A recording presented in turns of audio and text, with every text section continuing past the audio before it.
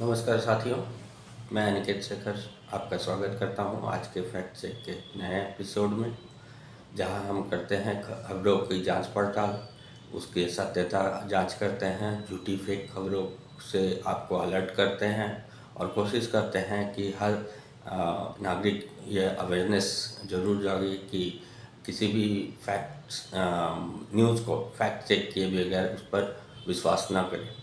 तो शुरू करते हैं आज का एपिसोड, जिसमें हमने पहला जो आर्टिकल लिया है वो द हिंदू से लिया है, हिंदू बिजनेस लाइन से लिया है।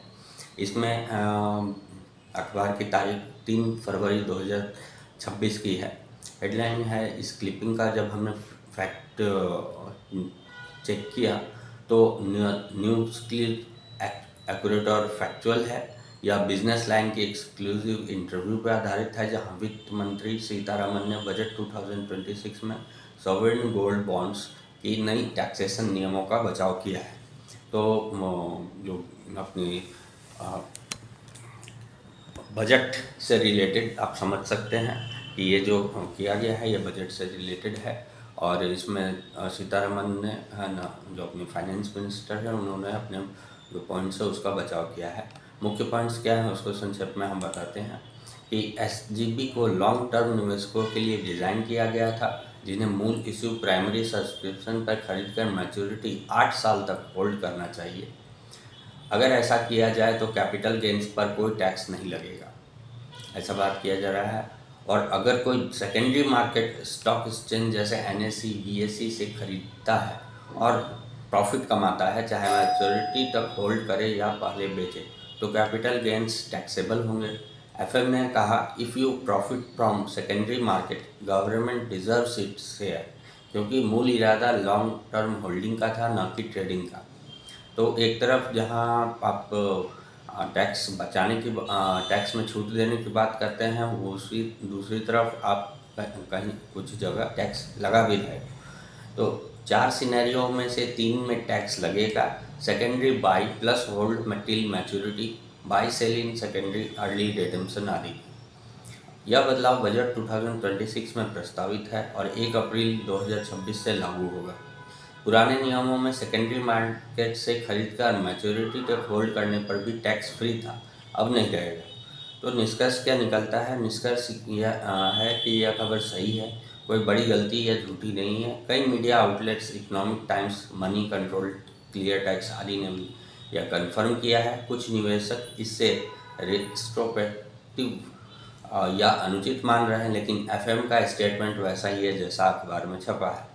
तो एफएम ने अपनी जो सरकार की पॉलिसी है, टैक्स पॉलिसी है, उसको उसके बचाव में उन्होंने बात कही है, ये सही है। और बिजनेस जो अपना न्यूज़ आर्टिकल है ये भी सही है।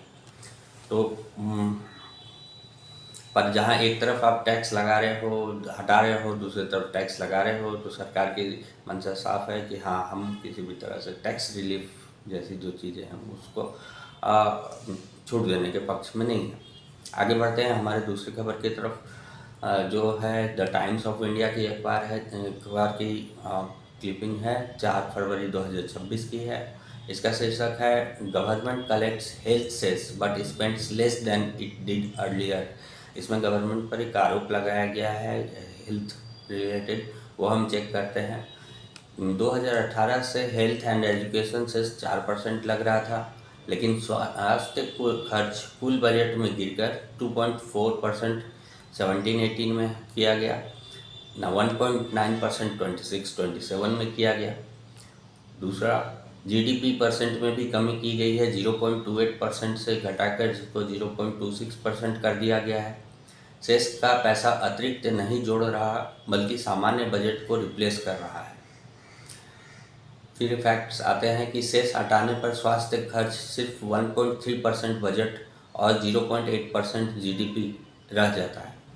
सरकारी दस्तावेजों पर आधारित है, इसलिए इस खबर की सत्यता सही पाई जाती है। निष्कर्ष तो यही निकलता है कि हाँ, ये जो न्यूज़ है ये सही है, बट इसे एक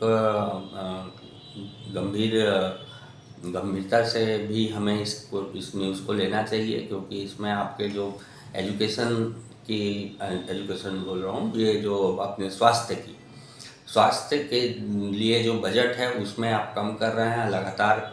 साल में जैसे बीते सालों में हर दर साल आप इसमें हेल्थ के जो बजट है उसमें कटौती कर रहे हैं, तो ये एक अलार्मिंग न्यूज़ है और इसके तरफ सरकार को ज़रूर ध्यान देना चाहिए कि एजुकेशन हेल्थ एक बहुत इम्पॉर्टेंट फैक्टर है जिसके कारण लोगों की आय में बढ़ती या घटती है।